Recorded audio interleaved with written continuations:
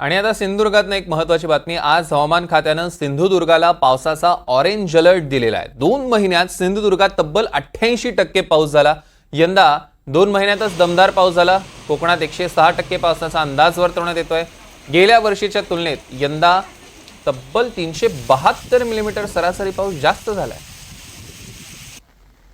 याचाच आढावा घेतलाय आमचे प्रतिनिधी गुरुप्रसाद दळवी यांनी।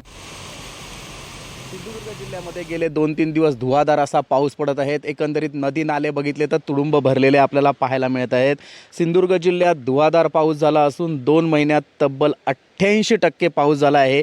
यावर्षी पावसाळ्याचे 2 महिने संपत आले असून या 2 महिन्यात पावसाने धुवाधार बरसून जोरदार अशी सलामी दिलेली आपण पाहिली होती।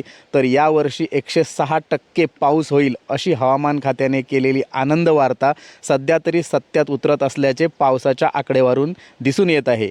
गतवर्षी आजच्या दिवशी 2537.2 मिलीमीटर पाऊस झाला आहे। तुलनात्मक दृष्ट्या पाहता गतवर्षीच्या तुलनेत आतापर्यंत तब्बल 372 मिलीमीटर सरासरी पाऊस जास्त झाला आहे।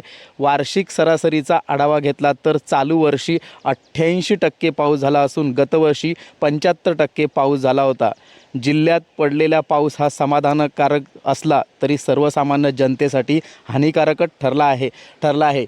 खरोखरच सिंधुदुर्ग जिल्ह्यामध्ये गेल्या 2 महिन्यात जो काही पाऊस झाला आहे तो मात्र जरी समाधानकारक असला तरी मात्र ज्या ठिकाणी अतिवृष्टी होऊन पडझड होऊन जास्त प्रमाणात सिंधुदुर्ग जिल्ह्यामध्ये नुकसान झालेलं आपल्याला पाहायला मिळालं आहे।